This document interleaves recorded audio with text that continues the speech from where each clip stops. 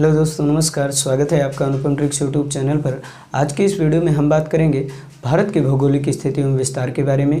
तो आइए हम आपको बताते हैं कि भारत की भौगोलिक स्थिति एवं विस्तार के इस चैप्टर से कौन कौन से प्रश्न किस तरीके से पूछे जा सकते हैं।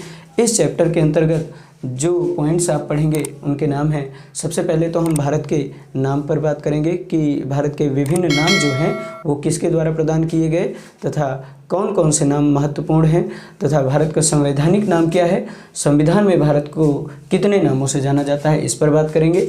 इसके बाद हम बात करेंगे भारत की स्थिति एवं आकार के बारे में कि पृथ्वी पर किसी भी स्थान की स्थिति का निर्धारण कैसे किया जाता है तथा भारत का आकार किस प्रकार है। इसके बाद हम भारत के विस्तार पर चर्चा करेंगे। विस्तार पर थोड़ी सी विस्तृत चर्चा होगी। इसके बाद सीमा और सीमा पर स्थित देशों के बारे में बात करेंगे। सीमा चाहे अंतर्राष्ट्रीय सीमा हो या फिर तटीय सीमा हो, उस पर हम विस्तृत रूप से चर्चा करेंगे। फिर एक छोटा सा पॉइंट बचेगा वो रेखाओं पर कि भारत और जैसे पाकिस्तान के मध्य कौन सी रेखा है, 23.5 डिग्री जो कर्क रेखा है, इस पर बात कर लेंगे। तो यहाँ से रिलेटेड जो भी फैक्चुअल और कॉन्सेप्चुअल प्रश्न पूछे जाते हैं उन सारे प्रश्नों पर हम बात करेंगे। तो आप इस वीडियो को देखने के बाद सारे पॉइंट्स को आसानी से कवर कर पाएंगे, सारे प्रश्नों का आंसर आप आसानी से दे पाएंगे। तो दोस्तों आइए हम हर एक पॉइंट्स पर विस्तृत रूप से चर्चा करते हैं। सबसे पहले हम भारत के विभिन्न नामों के बारे में आपको बताएंगे। दोस्तों, भारत एक महान देश है। भारत का इतिहास उतना ही पुराना है जितना कि स्वयं मानव है।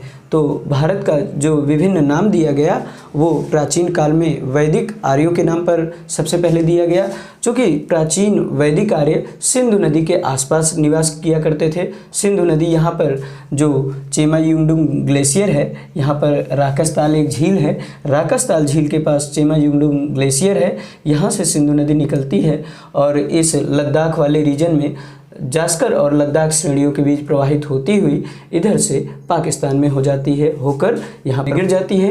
तो सिंधु नदी चूँकि प्राचीन काल में भारत और पाकिस्तान अविभाजित थे, अर्थात एक ही थे, तो सिंधु नदी यहाँ से होकर प्रवाहित होती थी। तो प्राचीन काल में उत्तर भारत में रहने वाले आर्यों के नाम पर हमारे देश का नाम आर्यावर्त पड़ा, ऐसा आप जानते होंगे।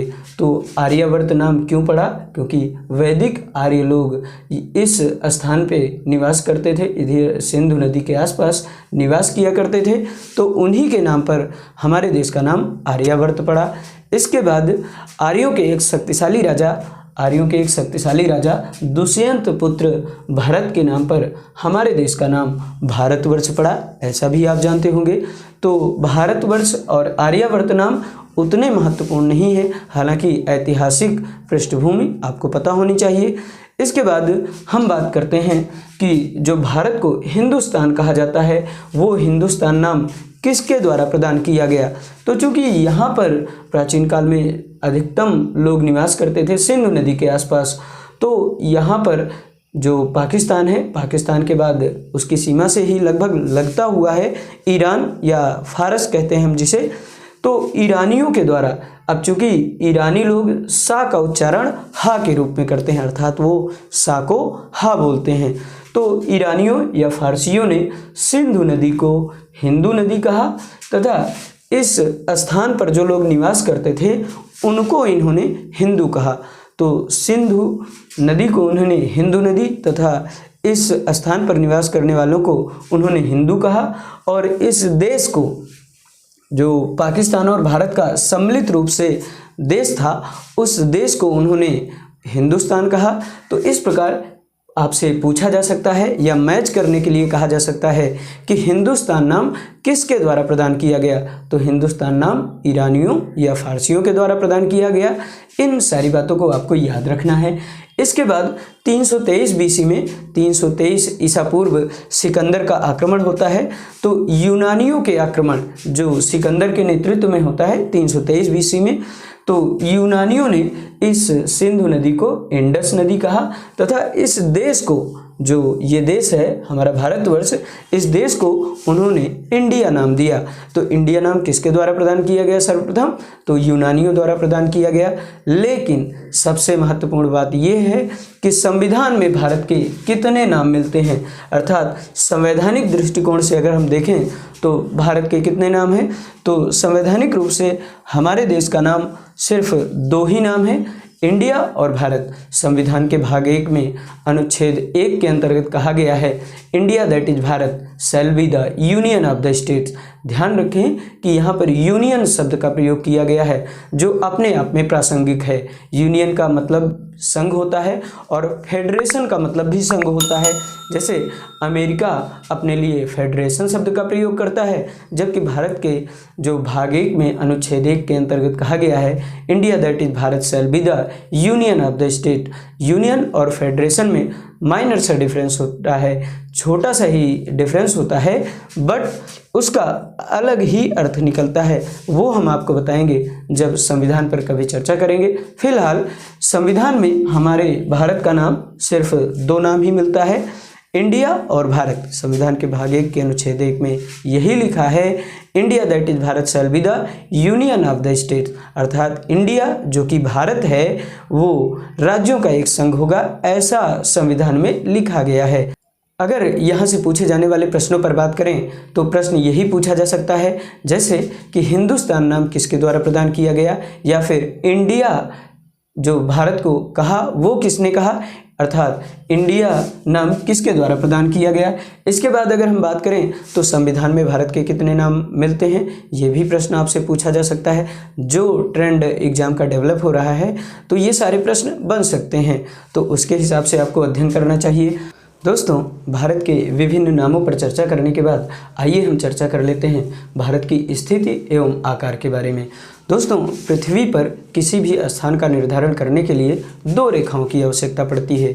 एक तो है अक्षांश रेखा जिसे लॉन्गिट्यूड रेखा कहते हैं, दूसरी है देशांतर रेखा जिसे लैटिट्यूड रेखा कहते हैं। अगर आप ग्लोब में देखेंगे तो ये वाली जो रेखा है जो पृथ्वी को उत्तर और दक्षिण भागों में बांटती है वो भूमध्य रेखा होती है, 0 डिग्री अक्षांश रेखा होती है, इसे इक्वेटर भी कहते हैं। तो जो भूमध्य रेखा होती है ये पृथ्वी को 2 भागों में बांट देती है, 2 गोलार्धों में बांट देती है। एक तो है पृथ्वी के उत्तर वाला भाग जिसे उत्तरी गोलार्ध कहते हैं, पृथ्वी के दक्षिण वाला भाग जिसे दक्षिणी गोलार्ध कहते हैं। तो भारत उत्तरी गोलार्ध में स्थित है।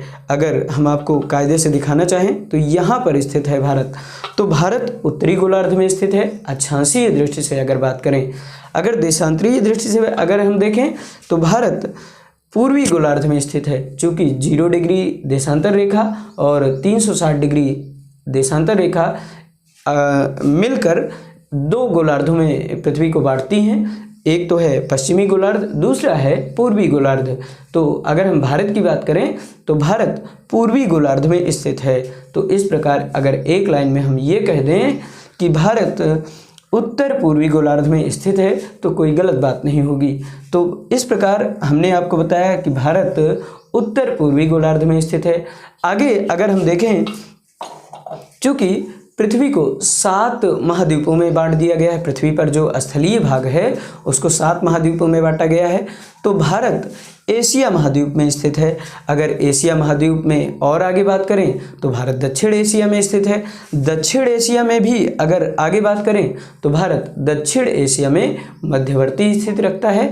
तो इन सारी बातों को आप याद रखें। दोस्तों, भारत एक विशाल देश है, चूँकि भारत के उत्तर में हिमालय पर्वत, दक्षिण में पूरा का पूरा हिंद महासागर है जिसे विभिन्न समुद्रों के नाम से जाना जाता है। जैसे इधर वाला पार्ट जो है बे ऑफ बंगाल जिसे बंगाल की खाड़ी कहते हैं, इधर वाला जो हिंद महासागर का क्षेत्र है उसे अरब सागर के नाम से जानते हैं। यही हिंद महासागर के क्षेत्र और भी विभिन्न नामों से जाने जाते हैं, उस पर फिलहाल हम आगे बात करेंगे। तो भारत एक विशाल देश है, इसकी इसी विशालता के कारण भारत को उपमहाद्वीप की भी संज्ञा प्रदान की जाती है।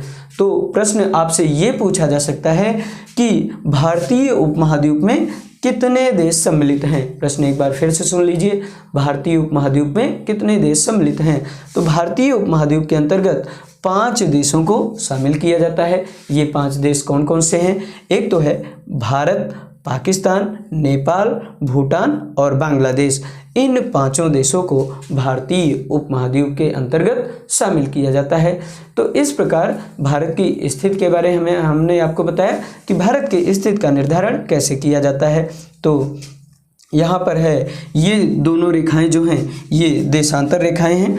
68 अंश 7 मिनट और 97 अंश 25 मिनट पूर्वी देशांतर रेखाएं हैं दोनों। और यहाँ पर देखें तो ये 6 अंश 4 मिनट उत्तरी अक्षांश है, ये 8 अंश 4 मिनट उत्तरी अक्षांश है, ये 37 अंश 6 मिनट उत्तरी अक्षांश है। तो इन्हीं रेखाओं के मध्य भारत स्थित है। तो इस प्रकार आपको पता लगा होगा कि भारत की स्थिति क्या है। अगर इन रेखाओं को बता दिया जाए तो आप ये निर्धारित कर सकते हैं कि भारत कहाँ पर स्थित है। तो स्थिति का निर्धारण करने के लिए सबसे पहले ही हमने आपको बताया कि अक्षांश और देशांतर रेखाओं की ज़रूरत पड़ती है। तो इन रेखाओं पर हम आगे चर्चा करने वाले हैं इसी वीडियो में।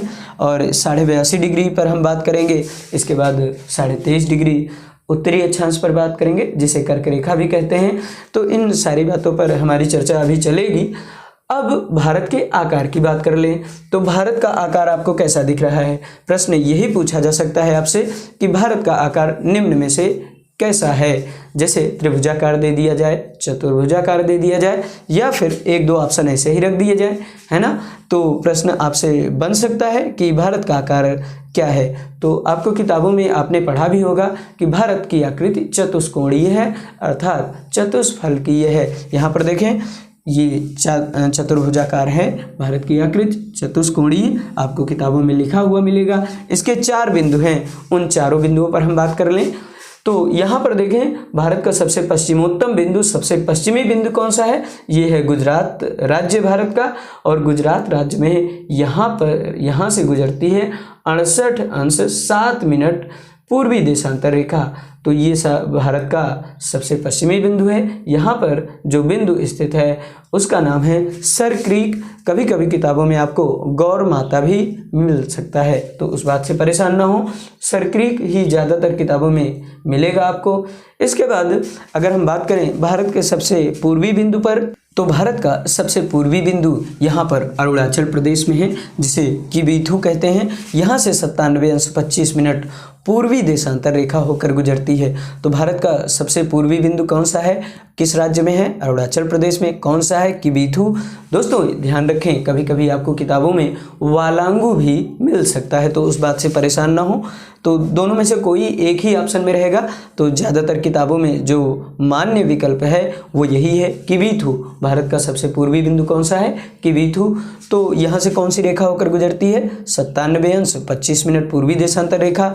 अगर गौर माता या सरक्रीक की बात करें तो यहाँ से 68 अंश 7 मिनट पूर्वी देशांतर रेखा होकर गुजरती है। इन्हीं 2 रेखाओं के मध्य भारत स्थित है। तो इन बातों को याद रखें। आगे बात करें तो भारत 8 अंश 4 मिनट, यहाँ से देखें तो जो अक्षांश रेखा यहाँ से होकर गुजरती है। दोस्तों इस बात पर विशेष रूप से ध्यान दें कि अगर मुख्य भूमि की स्थिति पूछी जाए तो मुख्य भूमि का जो दक्षिणतम बिंदु है वो 8 अंश 4 मिनट है, यहाँ पर कन्याकुमारी स्थित है। तो भारत का दक्षिणतम बिंदु अगर मुख्य भूमि की दृष्टि से देखें तो 8 अंश 4 मिनट है, जो कि कन्याकुमारी में स्थित है। और अगर कुल मिलाकर पूछा जाए, द्वीपों सहित भी पूछा जाए, तो भारत का दक्षिणतम बिंदु ग्रेट निकोबार में स्थित है। यहाँ से कौन सी रेखा होकर गुजरती है, 6 अंश 4 मिनट उत्तरी अक्षांश रेखा होकर गुजरती है। तो दोनों बिंदुओं का अपना अपना मतलब है। कई बार विद्यार्थी यहाँ से कन्फ्यूज होते हैं कि कौन सा हम याद रखें। तो दोनों याद रखिए, उसका कारण पता होना चाहिए। मुख्य भूमि पूछे तो 8 अंश 4 मिनट यहाँ से कन्याकुमारी से होकर रेखा गुजरती है। और अगर कुल मिलाकर पूछे तो वहाँ पर 6 अंश 4 मिनट रेखा होकर गुजरती है। कौन सा बिंदु है ये, अंडमान निकोबार द्वीप समूह के एक प्रमुख द्वीप जिसे ग्रेट निकोबार कहते हैं। ग्रेट निकोबार में यहाँ पर स्थित है पिग्मेलियन या पार्सन पॉइंट, तो जिसे इंदिरा पॉइंट भी कहते हैं। तो भारत का दक्षिणतम बिंदु कौन सा है, इंदिरा पॉइंट है। कहाँ पर स्थित है, ग्रेट निकोबार में स्थित है। ग्रेट निकोबार कहाँ स्थित है, अंडमान निकोबार द्वीप समूह का एक छोटा सा द्वीप है। यहाँ पर भारत का दक्षिणतम बिंदु है। यहाँ से रेखा गुजरती है 6 अंश 4 मिनट उत्तरी अक्षांश रेखा। तो दोस्तों इन सारी बातों को आप याद रखें। तो ये बिंदु बहुत ही महत्वपूर्ण है। इसके 3 नाम हैं, कौन कौन से, इंदिरा पॉइंट, पिग्मेलियन पॉइंट या फिर पार्सन पॉइंट भी इसे ही कह दिया जाता है कई बार। तो इन सारी बातों को याद रखें। दोस्तों, भारत के विभिन्न नामों और स्थिति एवं आकार पर चर्चा करने के बाद आइए हम बात कर लेते हैं भारत के विस्तार के बारे में। तो दोस्तों, भारत का जो विस्तार है, हमने आपको बताया कि 37 अंश 6 मिनट उत्तरी अक्षांश से लेकर 8 अंश 4 मिनट, या फिर अगर द्वीपों सहित बात करें तो 6 अंश 4 मिनट के मध्य है। अगर इधर देखें तो 68 अंश 7 मिनट से 97 अंश 25 मिनट के बीच है। लेकिन भारत का विस्तार पूछ लिया जाता है जलवायुवीय क्षेत्र के आधार पर। तो भारत, अगर जलवायु के आधार पर पूछा जाए तो भारत मानसूनी जलवायु वाले क्षेत्र में, उष्ण व उपोष्ण कटिबंध वाले क्षेत्र में है। तो प्रश्न ये कई बार पूछा गया कि भारत का विस्तार किन क्षेत्रों में है। तो भारत मानसूनी जलवायु वाले क्षेत्र में विस्तृत है, उष्ण व उपोष्ण कटिबंध में स्थित है। चूँकि कर्क रेखा के दक्षिण वाला भाग उष्ण कटिबंध और उत्तर वाला भाग उपोष्ण कटिबंध में आता है। हालांकि हिमालय पर्वत की वजह से यहाँ पर उतना ज़्यादा प्रभाव नहीं पड़ता है दोनों उष्ण और उपोष्ण का। हालांकि हम बांटते हैं तो यहाँ पर भी बांट लेते हैं। तो उष्ण व उपोष्ण कटिबंध में भारत विस्तृत है, मानसूनी जलवायु वाले क्षेत्र में विस्तृत है। तो इस प्रश्न का जवाब आप आसानी से दे पाएंगे। ये बहुत ही महत्वपूर्ण प्रश्न है, कई बार परीक्षाओं में पूछा गया। अब हम बात कर लेते हैं भारत के उत्तर और दक्षिण की लंबाई, पूरब और पश्चिम की लंबाई के बारे में। तो भारत कि अगर उत्तर से दक्षिण की लंबाई की बात करें तो भारत का उत्तरतम बिंदु हमने बताया कि यहाँ पर इंदिरा कॉल है। अगर हमने नहीं बताया तो अब जान लीजिए भारत का उत्तरतम बिंदु कौन सा है, इंदिरा कॉल है। कहाँ पर स्थित है? वर्तमान समय में जो इंदिरा कॉल है वो लद्दाख यूनियन टेरिटरी अर्थात संघ शासित क्षेत्र में स्थित है। तो यहाँ से 37 अंश 6 मिनट उत्तरी अक्षांश रेखा होकर गुजरती है। और दक्षिणतम बिंदु के बारे में तो हमने बताया, अगर मुख्य भूमि पूछे तो 8 अंश 4 मिनट, यहाँ पर कन्याकुमारी स्थित है।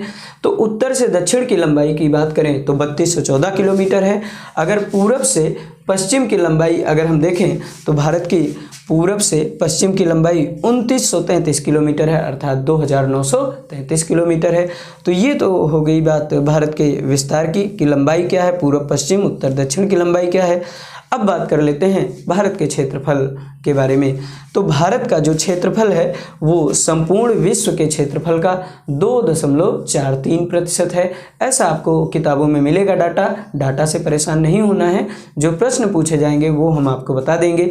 तो भारत का क्षेत्रफल विश्व के क्षेत्रफल का 2.43% है, लेकिन यहाँ पर विश्व की कुल जनसंख्या का 17.6% जनसंख्या निवास करती है। अब चूँकि भारत का क्षेत्रफल 2.43% है, तो अगर किलोमीटर में पूछा जाए तो एक सामान्य सी जानकारी याद रखें, 32.8 लाख वर्ग किलोमीटर है भारत का कुल क्षेत्रफल। लेकिन अगर आप पूरी तरह से याद रखना चाहें तो ऐसे भी याद रख सकते हैं, 32,87,263 किलोमीटर। हालांकि एग्जैक्ट डाटा आपसे नहीं पूछा जाएगा, 32.8 लाख वर्ग किलोमीटर भारत का क्षेत्रफल है।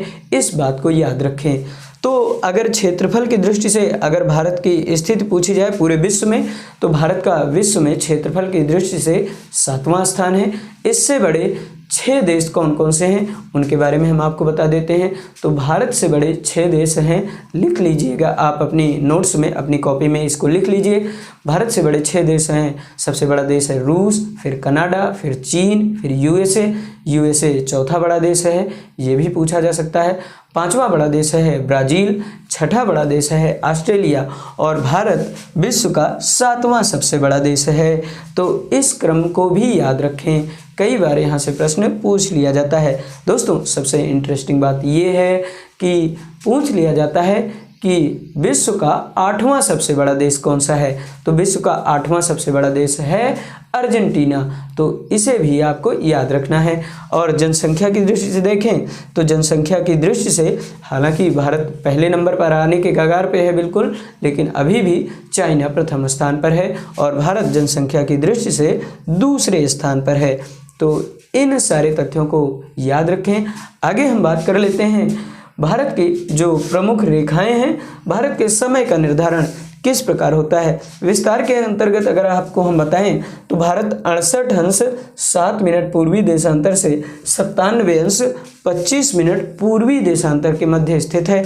इस प्रकार अगर अंतर देखें तो हम इस प्रकार इसको ऐसे भी कह सकते हैं कि भारत का विस्तार अगर देशांतरीय दृष्टि से बात करें तो लगभग 30 डिग्री है। तो चूंकि 97 अंश 25 मिनट से 68 अंश 7 मिनट घटाएंगे तो 29 दशमलव करके कुछ आएगा मान। तो इस प्रकार अगर लगभग में हम कह दें तो भारत का जो विस्तार है देशांतरीय दृष्टि से वो लगभग 30 डिग्री है और देशांतर रेखाओं द्वारा ही समय का निर्धारण किया जाता है। तो यहाँ से भी प्रश्न पूछे जा सकते हैं, शानदार वाले, फैक्चुअल और कॉन्सेप्चुअल दोनों। तो भारत का जो विस्तार है हमने बताया कि 97 अंश 25 मिनट से 68 अंश 7 मिनट के मध्य है। इसका विस्तार लगभग 30 डिग्री है। और जो विश्व का मानक समय माना जाता है, विश्व का मानक समय वो 0 डिग्री देशांतर रेखा से माना जाता है, जो कि मैप पे अगर आप देखेंगे तो लंदन में एक शहर स्थित है ग्रीनविच, वहाँ से 0 डिग्री देशांतर रेखा होकर गुजरती है और उसे ही संपूर्ण विश्व का मानक समय मान लिया गया है। अब संपूर्ण विश्व का मानक समय 0 डिग्री देशांतर को माना गया है, तो इसी प्रकार भारत का भी एक मानक समय मान लिया गया है 82.5 डिग्री पूर्वी देशांतर। अच्छा, भारत का मानक समय 82.5 डिग्री पूर्वी देशांतर ही क्यों मान लिया गया है? इसको तो हम 83 भी मान सकते थे या फिर 82 मान सकते थे, लेकिन इसे 82.5 डिग्री ही क्यों माना गया? तो आपके मन में ये प्रश्न उठना चाहिए कि 82.5 डिग्री क्यों माना गया है। तो इस पर अभी हम और चर्चा करेंगे। फिलहाल हम इसको आसानी से आपको समझाने का प्रयास करते हैं, थोड़ा गणितीय भाषा में आपको बताने का प्रयास करते हैं। दोस्तों, हमने आपको बताया कि भारत का जो विस्तार है 97 अंश 25 मिनट से 68 अंश 7 मिनट के मध्य अर्थात 30 डिग्री देशांतर का विस्तार है और जो समय का निर्धारण होता है वो देशांतर रेखाओं के माध्यम से ही होता है। तो इस प्रकार तो भारत के विभिन्न स्थानों के समय में अंतर हो जाएगा, अलग अलग स्थान से अलग अलग देशांतर रेखा होकर गुजरती है तो उनका समय भी अलग हो जाएगा। चूँकि पृथ्वी अपने अक्ष पर 360 डिग्री अर्थात एक चक्कर घूमने में 24 घंटे का समय लेती है। 24 घंटे में कितने मिनट होते हैं भाई? 1 घंटे में 60 मिनट, तो 24 घंटे में कितने मिनट? 1440 मिनट हो जाएंगे। तो 360 डिग्री या एक चक्कर घूमने में 1440 मिनट का समय लेती है, तो 1 डिग्री घूमने में 1440 बटा 360 अर्थात 4 मिनट का समय लेगी पृथ्वी। 1 डिग्री घूमने में 4 मिनट का समय लेगी, तो 30 डिग्री घूमने में कितने मिनट का समय लेगी? 30 गुणे 4 अर्थात 120 मिनट। 120 मिनट अर्थात 2 घंटे का समय पृथ्वी ले लेगी। तो इस प्रकार तो दिक्कत हो जाएगी। अरुणाचल प्रदेश और गुजरात में जो गौर माता है, यहाँ सरक्रीक कह सकते हैं, इनके समय में तो अंतर हो जाएगा। चूँकि 30 डिग्री का अंतर है ना, तो 120 मिनट का अंतर हो जाएगा। 120 मिनट अर्थात 2 घंटे का अंतर हो जाएगा, तब तो दिक्कत हो जाएगी भाई। भारत एक ही देश है और एक ही देश में अलग अलग समय हो जाएगा तो थोड़ा सा प्रॉब्लम हो जाएगी। तो इसी असुविधा को दूर करने के लिए भारत के ठीक मध्य से होकर गुजरने वाली रेखा को 82.5 डिग्री जो कि है, इसे ही भारत का मानक समय मान लिया गया। अब चूँकि 30 का आधा 15 होता है, तो इसलिए अगर 68 अंश 7 मिनट में लगभग 15 जोड़ेंगे, लगभग में मान आता है, इसलिए 82.5 डिग्री हो जाएगा। तो भारत के समय में अंतर ना हो अलग अलग स्थानों पर, इसी असुविधा को दूर करने के लिए 82.5 डिग्री को भारत का मानक समय मान लिया गया है।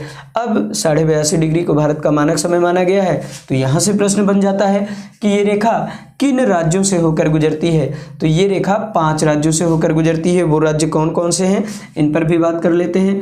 ये राज्य हैं, सबसे पहला तो अपना यूपी है, यूपी, एमपी और फिर इधर छत्तीसगढ़ है भाई। छत्तीसगढ़ के बाद यहाँ पर देखें तो उड़ीसा है, उड़ीसा के बाद आंध्र प्रदेश। तो इसको ऐसे भी कई लोग याद रखते हैं, उमछुआ। अगर आप शॉर्ट ट्रिक के दीवाने हैं तो याद रख सकते हैं। इस शॉर्ट ट्रिक से भी उड़ीसा, एमपी और एमपी के बाद छत्तीसगढ़, यहाँ पर यूपी, एमपी, छत्तीसगढ़, उड़ीसा और आंध्र प्रदेश, इस तरह से आप याद रख सकते हैं। हालांकि एक बार मैप में अगर आप देखेंगे तो फिर रटने की ज़रूरत ही नहीं रह जाती है। तो 82.5 डिग्री किन राज्यों से होकर गुजरती है? 5 राज्यों से। कौन कौन से? यूपी, एमपी, छत्तीसगढ़, उड़ीसा और आंध्र प्रदेश राज्य से होकर गुजरती है। इसे ही भारत का मानक समय माना गया है। कहाँ से होकर गुजरती है? तो यूपी में एक स्थान है, इलाहाबाद के निकट नैनी नामक स्थान से होकर गुजरती है, या फिर मिर्ज़ापुर भी कहीं कहीं किताबों में लिखा मिलेगा आपको। तो मिर्ज़ापुर के पास नैनी नामक स्थान से होकर गुजरती है। तो इन बातों को आप याद रखेंगे। अब बात कर लेते हैं कर्क रेखा के बारे में, थोड़ी सी जानकारी आपको दे देते हैं। 23.5 डिग्री जो उत्तरी अक्षांश रेखा है, इसे कर्क रेखा भी कहते हैं। तो कर्क रेखा किन राज्यों से होकर गुजरती है?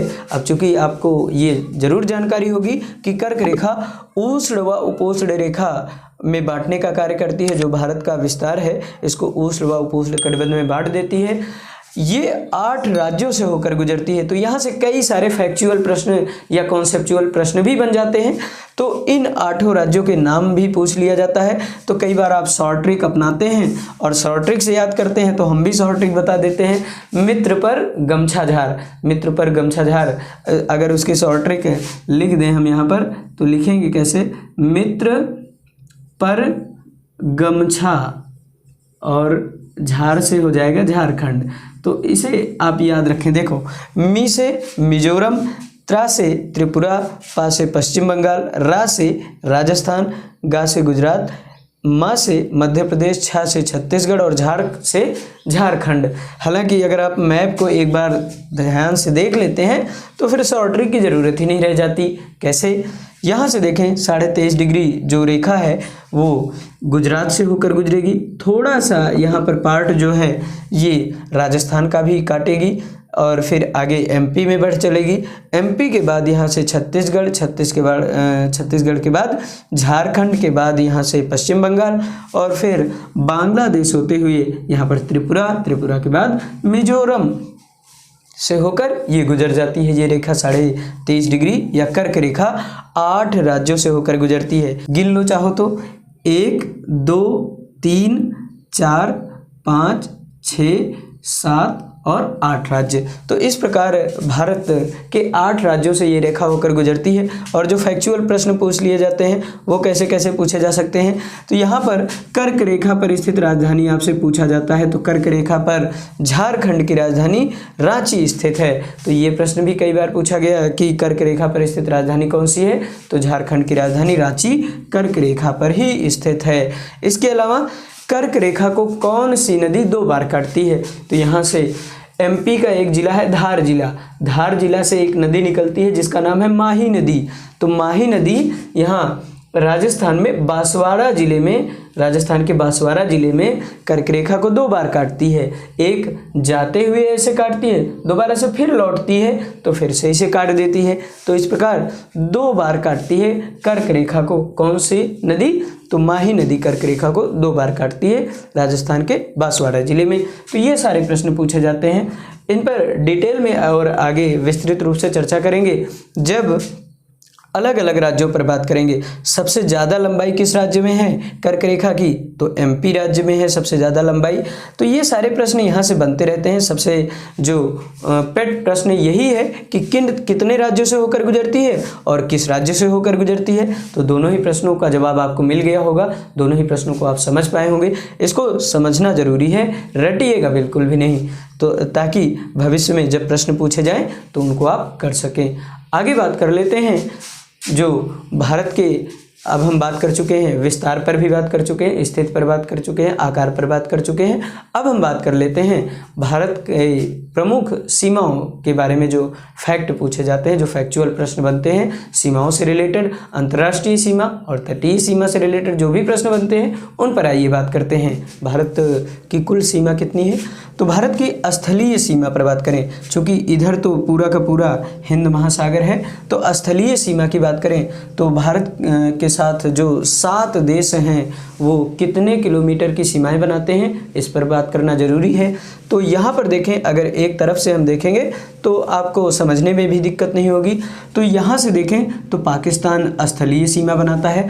पाकिस्तान के बाद यहाँ पर अफ़गानिस्तान दूसरा देश है और अफ़गानिस्तान के बाद तीसरा देश चाइना है। चाइना के बाद नेपाल चौथा देश है, भूटान 5वां देश है, भूटान के बाद इधर आ जाता है म्यांमार 6वां देश है और बांग्लादेश 7वां देश है जो भारत के साथ स्थलीय सीमा बनाते हैं। तो ये कितने किलोमीटर की सीमा बनाते हैं इसको भी देख लेंगे, लेकिन सबसे पहले हम कुल सीमाओं की बात कर लें तो भारत की कुल स्थलीय सीमा 15,200 किलोमीटर है। इस फैक्ट को भी याद रखिए, भारत की स्थलीय सीमा की कुल लंबाई कितनी है? 15,200 किलोमीटर है। अगर तटीय सीमा की बात करें, चूँकि यहाँ से जल आबद्ध एरिया है भारत का, है ना, तटीय सीमा बनाता है भारत यहाँ पर। तो भारत की तटीय सीमा की बात करें तो 6100 किलोमीटर है। लेकिन अगर द्वीपों को भी मिला लें, जैसे कि यहाँ पर लक्षद्वीप है, इधर अंडमान निकोबार द्वीप समूह है, तो अगर उनको भी मिला लिया जाए तो 7516.16 किलोमीटर की सीमा हो जाती है तटीय सीमा की। इस प्रकार स्थलीय सीमा की बात करें तो 15,200 किलोमीटर, और 15,200 में अगर 7516.16 जोड़ देंगे तो 22,716.16 किलोमीटर कुल सीमा की लंबाई आ जाती है। लेकिन अगर तटीय सीमा की ही पूछे तो सिर्फ 61 किलोमीटर हम जोड़ेंगे, 6100 किलोमीटर। 7516 क्यों आ जाता है? क्योंकि द्वीपों की लंबाई को भी जोड़ लिया जाता है इसमें। तो इस प्रकार आपने देखा कि कुल सीमा की लंबाई कैसी है। स्थलीय सीमा की लंबाई आपसे पूछ ले, चाहे तटीय सीमा की लंबाई पूछे तो 6100, द्वीपों सहित पूछ ले तो 7516.16, कुल लंबाई पूछ ले तो 22,716.16 किलोमीटर। हालांकि फैक्ट है, पूछा नहीं जाता, आपको अपनी जानकारी के लिए याद रखना चाहिए। अब देशों के साथ बात कर लेते हैं तो पाकिस्तान जो है 3323 किलोमीटर की सीमा बनाता है। कितनी सीमा? 3323 किलोमीटर की सीमा बनाता है। अफगानिस्तान 106 किलोमीटर की सीमा बनाता है। भाई कितनी सीमा बनाता है? 106 किलोमीटर। इधर आ जाएं तो यहाँ पर चाइना है, चाइना 3488 किलोमीटर की सीमा बनाता है भारत के साथ। नेपाल की बात करें तो नेपाल 1751 किलोमीटर की सीमा बनाता है। भूटान की बात करें तो भूटान 699 किलोमीटर की सीमा बनाता है भारत के साथ। और म्यांमार की बात करें तो म्यांमार 1643 किलोमीटर की सीमा भारत के साथ बनाता है। लेकिन सबसे बड़ी सीमा भारत के साथ कौन सा देश बनाता है, कौन सा देश साझा करता है? तो वो देश है बांग्लादेश। 4096 किलोमीटर की कुल सीमा साझा करता है। भारत और बांग्लादेश के मध्य सीमा की लंबाई कितनी है? 4096 किलोमीटर है। एक बात यहाँ से और याद रखें कि जो त्रिपुरा राज्य है वो बांग्लादेश से 3 तरफ से घिरा हुआ है। हालांकि यहाँ से जो रेखा गुजरती है, जो रेखा सीमा का निर्धारण करती है, उसे जीरो लाइन बोला जाता है या शून्य रेखा बोला जाता है। तो वो बांग्लादेश से 3 तरफ से भाई घिरा हुआ है। यहाँ पर आपको दिख भी रहा होगा कि त्रिपुरा राज्य जो है वो बांग्लादेश से 3 तरफ से घिरा हुआ है। तो प्रश्न कई बार यही पूछ लिया जाता है कि भारत का कौन सा राज्य है जो 3 ओर से बांग्लादेश से घिरा हुआ है? तो कौन सा राज्य है? त्रिपुरा राज्य है। तो कुल मिलाकर अगर सीमा की लंबाई आपसे पूछे तो ये जानकारी आप दे सकते हैं। लेकिन राज्यों से संबंधित प्रश्न पूछा जाता है कि कितने राज्य चाइना के साथ सीमा साझा करते हैं, कितने राज्य बांग्लादेश के साथ सीमा साझा करते हैं, तो इन पर भी आइए बात करते हैं। तो सबसे पहले बांग्लादेश को ही देख लेते हैं। तो बांग्लादेश के लिए आप एक शॉर्ट ट्रिक की याद करना चाहें तो कर सकते हैं, अमे मित्र बन। अब इसको समझें, आ से असम है, यहाँ पर देखें तो ये असम जो है यहाँ पर बांग्लादेश के साथ सीमा साझा कर रहा है। में से मेघालय जो है यहाँ पर सीमा साझा कर रहा है। मी से मिजोरम जो है यहाँ पर सीमा साझा कर रहा है। त्रा से त्रिपुरा यहाँ पर सीमा साझा कर रहा है। और बंग से याद रख सकते हैं बंगाल या फिर बांग्लादेश भी इसी से याद रख सकते हैं। अमे मित्र बन। तो कितने राज्य हो गए भाई? तो यहाँ पर अगर देखें तो 5 राज्य हैं। कुल मिलाकर कितने राज्य हो गए? 5 राज्य बांग्लादेश के साथ सीमा साझा करते हैं। अब आइए देख लेते हैं, यहाँ पर तो कोई डाउट नहीं रहना चाहिए। अब सबसे पहले देखें तो अमे मित्र बन से याद रखना चाहें तो याद रख सकते हैं, हालांकि मैप पे भी समझ लें। तो सबसे पहले तो है असम के बाद मेघालय के बाद मिजोरम, त्रिपुरा और बंगाल। ये 5 राज्य बांग्लादेश के साथ सीमा साझा करते हैं। बांग्लादेश कितने किलोमीटर की सीमा साझा करती है भारत के साथ? तो 4096 किलोमीटर। अब म्यांमार पर बात कर लेते हैं।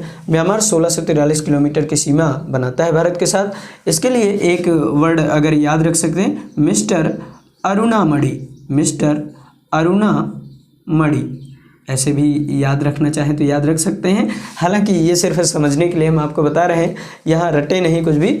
मिस्टर से आप याद रखें मिजोरम, अरु से याद रखें अरुणाचल प्रदेश, ना से याद रखें नागालैंड और मणि से याद रखें मणिपुर। तो कितने राज्य हो गए भाई? 1, 2, 3 और 4 राज्य हैं जो म्यांमार के साथ सीमा साझा करते हैं, तो इनको भी याद रखें। अब बात कर लेते हैं भूटान के साथ। तो भूटान 699 किलोमीटर की सीमा भारत के साथ साझा करता है, 699 किलोमीटर की सीमा साझा करता है। और राज्य कितने हैं? तो इसको आप अगर भूटान के साथ याद रखें तो साब से याद रख सकते हैं, साब या साप भी कह सकते हैं। कैसे? एस से आप याद रखें सिक्किम, सिक्किम के साथ भूटान सीमा साझा करता है। इसके बाद असम है, असम के बाद अरुणाचल प्रदेश, इन तीनों के साथ सीमा साझा करता है। और बी की जगह आप पी भी याद रख सकते हैं, पी से पश्चिम बंगाल, और बी से याद रखें तो सिर्फ बंगाल याद रखें। तो 4 राज्यों के साथ ये भी सीमा साझा करता है भूटान, और 4 राज्य ये भी हैं। तो इनके साथ, इन राज्यों के साथ भूटान सीमा अपनी साझा करता है। अब बात कर लेते हैं नेपाल की। तो नेपाल की शॉर्ट ट्रिक अगर हम आपको बताएं तो एक बॉलीवुड की अभिनेत्री है तब्बू, तब्बू के नाम पर याद रख सकते हैं सब्बू। कैसे? जैसे याद, हम सिर्फ याद करने के लिए ही आपको बता रहे हैं, हालांकि इसको समझ लेंगे तो और आसान हो जाएगा। 5 राज्यों के साथ सीमा बनाएगा। कौन कौन से? एस से याद रखें सिक्किम, सिक्किम के बाद यू से याद रखें उत्तराखंड, यू से क्या याद रखें? उत्तराखंड। बी 2 बार आया है, एक बी से याद रखें बंगाल, दूसरे बी से याद रखें बिहार। तो सिक्किम, यहाँ पर उत्तराखंड, बंगाल, बिहार और यूपी। तो इस तरह से आप इन नामों को आसानी से याद रख सकते हैं। तो नेपाल 1751 किलोमीटर की सीमा साझा करता है भारत के साथ। राज्य कौन कौन से हो जाएंगे? राज्य हो जाएगा सिक्किम, सिक्किम के बाद उत्तराखंड, उत्तराखंड के बाद बिहार और बंगाल, तथा यूपी भी नेपाल के साथ सीमा साझा करेगा। और आगे जान लीजिए चाइना किन राज्यों के साथ सीमा साझा करता है। हालांकि पहले जब जम्मू कश्मीर राज्य था तो जम्मू कश्मीर तो चाइना के साथ सीमा साझा करता ही था। यहाँ से एक रेखा होकर गुजरती है जिसे LAC भी कहते हैं। तो LAC ऐसे ऐसे यहाँ पर गुजरती है। उन रेखाओं के बारे में अभी बात करते हैं कुछ देर बाद। अभी फ़िलहाल राज्यों के बारे में आपको बता देते हैं। तो चाइना अभी जम्मू कश्मीर राज्य अगर होता तो 5 राज्यों के साथ सीमा साझा करता, चूँकि अब ये यूनियन टेरिटरी बन चुका है, संघ शासित प्रदेश बन चुका है, तो इसलिए इसका अर्थ भी चेंज हो गया। तो चाइना की अगर बात करें तो यहाँ से हिमाचल प्रदेश, हिमाचल प्रदेश के बाद उत्तराखंड, ये 2 राज्य हो गए जो चाइना के साथ सीमा साझा करते हैं। इसके बाद सिक्किम, सिक्किम डोकलाम वाला एरिया काफ़ी चर्चा में रहा है चाइना के साथ, तो 3 राज्य हो गए। 3 के बाद अब ये अरुणाचल प्रदेश है, ये 4 राज्य हो गए। तो चाइना भारत के कितने राज्यों के साथ अभी फ़िलहाल सीमा साझा कर रहा है? 4 राज्यों के साथ। अगर जम्मू कश्मीर राज्य होता तो वो भी काउंट कर लिया जाता तो 5 राज्य हो जाते। हालांकि अभी तो ये लद्दाख और जम्मू कश्मीर में डिवाइड कर दिया गया है, 2 यूनियन टेरिटरी बना दिया गया है, 2 संघ शासित क्षेत्र बनाए गए हैं। तो 3488 किलोमीटर की सीमा साझा करता है चाइना। 4 राज्य हमने बताया कौन कौन से? हिमाचल प्रदेश, उत्तराखंड, इधर सिक्किम, इधर अरुणाचल प्रदेश। तो इन राज्यों के साथ चाइना अपनी सीमा साझा करता है। इसको भी आप अपने नोट्स में लिख सकते हैं भाई। अब इधर भी कहानी चेंज हो गई है, चूँकि कश्मीर राज्य ही है और पाकिस्तान है यहाँ पर, तो इसके बारे में भी बात कर लेते हैं।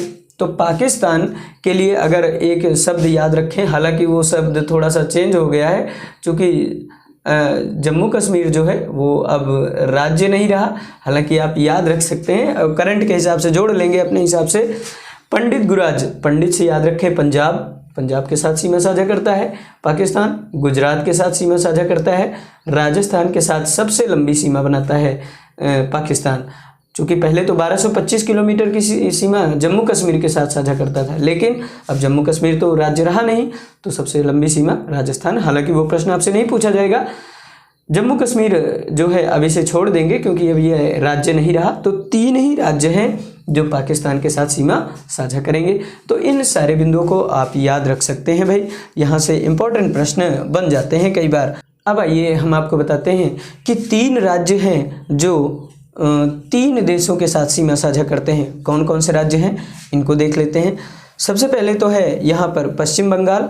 पश्चिम बंगाल पर चर्चा करना थोड़ा ज़्यादा ही ज़रूरी है, क्योंकि कई बार यहाँ पर कन्फ्यूजन हो जाता है। लोग समझते हैं कि जो पश्चिम बंगाल है वो यहीं तक है, लेकिन ध्यान रखें पश्चिम बंगाल यहाँ तक आता है।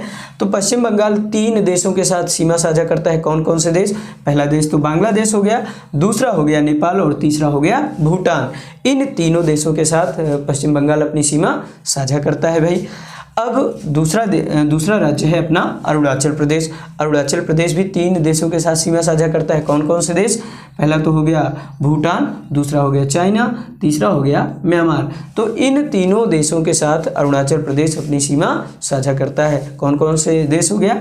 म्यांमार, चाइना और भूटान के साथ। तीसरा राज्य है, वो राज्य कौन सा है? ये है सिक्किम राज्य। सिक्किम नेपाल के साथ इधर से सीमा साझा करता है, इधर भूटान और ऊपर चाइना की तरफ से सीमा साझा करता है भाई। तो इन 3 राज्यों को भी याद रखें। जम्मू कश्मीर चूंकि अब प्रासंगिक नहीं रहा, चूंकि इसका डिवाइड कर दिया गया है, नहीं तो ये भी 3 राज्यों के साथ सीमा साझा करता। कैसे? पाकिस्तान के साथ भी करता था, इधर अफगानिस्तान के साथ 106 किलोमीटर की सीमा बनाता था। इसको याद रखें, शायद हमने इसको बोला नहीं। ये अफगानिस्तान के साथ 106 किलोमीटर की सीमा साझा करता है। कौन सा जो राज्य है वो जम्मू कश्मीर है। हालांकि यहाँ से अब POK लाइन गुजरती है, Pakistan occupied Kashmir, LOC line भी कहते हैं, है ना, लाइन ऑफ कंट्रोल। और यहाँ से POK क्षेत्र है ना, पाकिस्तान ऑक्युपाइड कश्मीर है, पाकिस्तान अधिकृत क्षेत्र है। तो यहाँ पर सीमा साझा करता है अफगानिस्तान। 106 किलोमीटर की सीमा बनाता है भारत के साथ। तो हालांकि वो प्रासंगिक नहीं रहा है, नहीं तो ये भी 3 राज्यों के साथ सीमा साझा करता है। कौन कौन से राज्य? पाकिस्तान, इधर अफगानिस्तान, इधर चाइना। हालांकि अब इसका कोई औचित्य नहीं है, कोई मतलब नहीं है, क्योंकि इसे 2 संघ शासित क्षेत्रों में कन्वर्ट कर दिया गया है, बदल दिया गया है। तो इन सारी बातों को आप याद रखें। तो भारत के अगर पूछ लिया जाए कि कितने राज्य हैं जो अंतर्राष्ट्रीय सीमा बनाते हैं, तो पहले तो 17 राज्य हुआ करते थे, अब तो ये राज्य रहा नहीं। तो इस तरह से भारत के 16 राज्य हैं जो अंतर्राष्ट्रीय सीमा बनाते हैं। आप चाहे तो काउंट कर सकते हैं। हालांकि फैक्ट में आपको कहीं कोई दिक्कत हो तो फैक्ट को अपने हिसाब से चेक कर लीजिएगा। हालांकि 100% हम गारंटेड कहते हैं कि सारे फैक्ट लगभग सही होंगे। कहीं पर अगर कोई दिक्कत हो तो आप अपने हिसाब से चेक कर लीजिएगा भाई। हमारा मेन मकसद है आपको समझा देना कि कैसे आप समझ सकते हैं चीज़ों को। हालांकि फिर भी हम गारंटी के साथ कहते हैं कि जितना पॉइंट हमने बताया है वो सारे पॉइंट सही हैं। अब कुछ और पॉइंट्स पर बात कर लेते हैं। जलीय सीमा और जलीय और स्थलीय दोनों सीमा कौन कौन से देश बनाते हैं, इस पर भी बात कर लिया जाए भाई। तो 7 देश हैं जो स्थलीय सीमा बनाते हैं और 7 ही देश हैं जो भारत के साथ जलीय सीमा बनाते हैं। इनमें से कुछ तो जलीय और स्थलीय दोनों सीमा बनाते हैं। जैसे एक तो हो गया पाकिस्तान। पाकिस्तान भारत के साथ जलीय और स्थलीय सीमा दोनों बनाता है। तो जलीय और स्थलीय सीमा बनाने वाले देशों में पहला देश तो पाकिस्तान याद रखें, दूसरा है बांग्लादेश। बांग्लादेश जलीय और स्थलीय सीमा दोनों बनाता है भारत के साथ। और क्या याद रखें, यहाँ से म्यांमार भी याद रख सकते हैं। म्यांमार भी है जो भारत के साथ जलीय और स्थलीय सीमा दोनों बनाता है। अब केवल जलीय सीमा कौन कौन से देश भारत के साथ बनाते हैं, वो है पहला देश तो हो गया श्रीलंका। श्रीलंका के बाद यहाँ पर एक देश है मालदीव। मालदीव के बाद थाईलैंड और इंडोनेशिया। ये 4 देश हैं, मालदीव, श्रीलंका, इंडोनेशिया और थाईलैंड। ये 4 देश तो केवल जलीय सीमा बनाते हैं। लेकिन कुल कितने देश हैं जो जलीय सीमा बनाते हैं? तो पाकिस्तान, इधर मालदीव, श्रीलंका 3 हो गए, और इधर बांग्लादेश, म्यांमार 3, 2, 5 हो गए, और थाईलैंड और इंडोनेशिया भी भारत के साथ जलीय सीमा साझा करते हैं। तो इस प्रकार 7 देश हैं जो जलीय सीमा साझा करते हैं और 7 ही देश हैं जो स्थलीय सीमा साझा करते हैं। तो इन बिंदुओं को सारे याद रखें। अब हम बात कर लेते हैं तटीय राज्यों के बारे में कि कौन कौन से राज्य तट पर स्थित हैं। कभी कभी प्रश्न यहाँ से भी पूछ लिया जाता है, तो आइए देखते हैं। तट रेखा की बात करें तो सबसे लंबी तटीय सीमा रखने वाला राज्य है गुजरात। गुजरात के बाद अगर बात करें तो आंध्र प्रदेश। इसका क्रम ऐसे ही याद रखें भाई, सबसे बड़ी सीमा गुजरात रखता है, फिर आंध्र प्रदेश रखता है, आंध्र प्रदेश के बाद तमिलनाडु। तो 3 राज्यों का क्रम ऐसे ही याद रखें। कई बार ये प्रश्न पूछा गया है, इसको मैच करने के लिए दिया जाता है, आरोही अवरोही क्रम में सजाने के लिए दिया जाता है। तो सबसे बड़ी तटीय सीमा रखता है गुजरात, गुजरात के बाद आंध्र प्रदेश, आंध्र प्रदेश के बाद तमिलनाडु।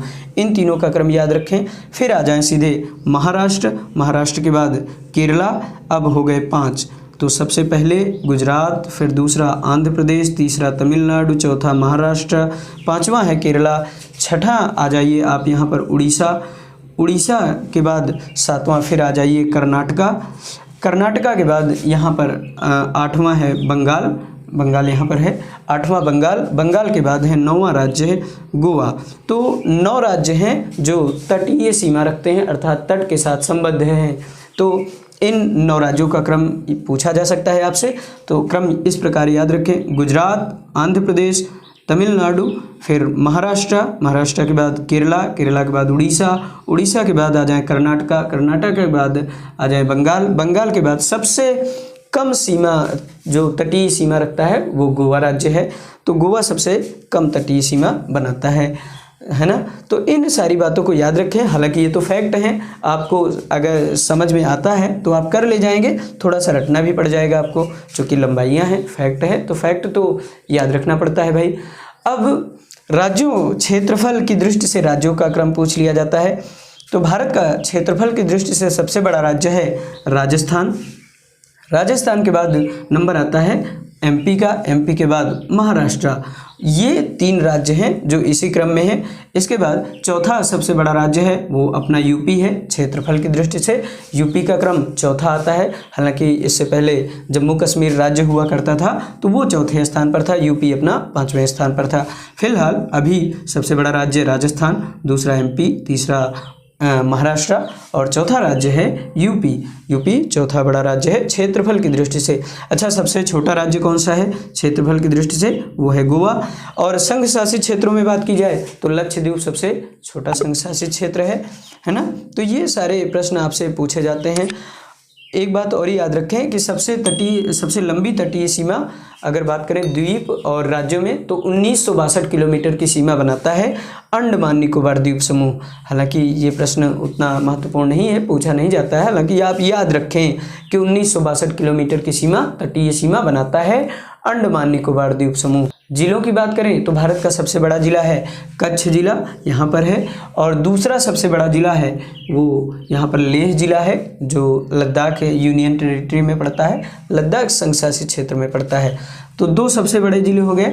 तीसरा सबसे बड़ा जिला है राजस्थान का जैसलमेर, जैसलमेर के बाद है बाड़मेर, बाड़मेर के बाद है बीकानेर। ये तीनों राज्य जो हैं राजस्थान में ही हैं। तो 5 सबसे बड़े जिले अगर पूछे जाए तो पहला है कच्छ, दूसरा है लेह, तीसरा जैसलमेर, चौथा बाड़मेर, 5वां बीकानेर। तो जिले भी आपसे पूछे जा सकते हैं। सबसे छोटा जिला है वो पांडिचेरी का है माहे जिला। तो इन सारी जानकारियों को आप याद रखें भाई। अब थोड़ी सी बात कर ली जाए रेखाओं के बारे में। तो कर्क रेखा पर हमने बात कर ली, 82.5 डिग्री पूर्वी देशांतर जिसे भारत का मानक समय रेखा कहते हैं, इस पर भी हमने बात कर लिया। पाकिस्तान के साथ जो सीमा रेखा का निर्धारण करने वाली रेखा है वो रेखा है रेडक्लिफ रेखा, तो उसे भी याद रखें, है ना। तो जब भारत पाकिस्तान का विभाजन किया गया था तो रेडक्लिफ साहब आए थे विभाजन करने, तो उन्हीं के नाम पर उस रेखा का नाम रख दिया गया रेडक्लिफ रेखा। और चाइना के साथ जो रेखा का निर्धारण होता है वो उस रेखा को कहते हैं, एक रेखा इंपॉर्टेंट है, हालांकि वो अरुणाचल प्रदेश राज्य में है, मैक मोहन रेखा 1114 किलोमीटर सीमा का निर्धारण करती है, यहाँ पर है। हालांकि चाइना इस पर बात बात पर विवाद करता रहता है। जब अंग्रेज़ थे उस समय ये रेखा खींची गई थी, तब तो चाइना वालों ने मान लिया था, वहाँ के प्रधानमंत्री ने मान लिया था, लेकिन अब आए दिन विवाद करते रहते हैं चाइना वाले, है ना। हालांकि हमारे लिए महत्वपूर्ण बात क्या है कि मैक मोहन रेखा अरुणाचल प्रदेश में है और 1114 किलोमीटर है और ये चाइना के साथ सीमा साझा करती है। और डूरंड रेखा पूछ लिया जाता है। डूरंड रेखा अफ़गानिस्तान और भारत के मध्य पहले थी, है ना, जब पाकिस्तान नहीं बना था। अब पाकिस्तान और अफगानिस्तान के मध्य हो गई है डूरंड रेखा। उससे कभी कभी अगर पूछ लिया जाए तो आप याद रखना इन सारे पॉइंट्स को। तो दोस्तों, हमने इस वीडियो में बात की कि भारत की स्थिति और विस्तार से रिलेटेड कैसे कैसे प्रश्न आपसे पूछे जा सकते हैं। उन सारे प्रश्नों पर हमने बात की, महत्वपूर्ण तथ्यों के बारे में बात की, आपको समझाने का पूरा प्रयास किया हमने कि कैसे आप बातों को समझ सकते हैं।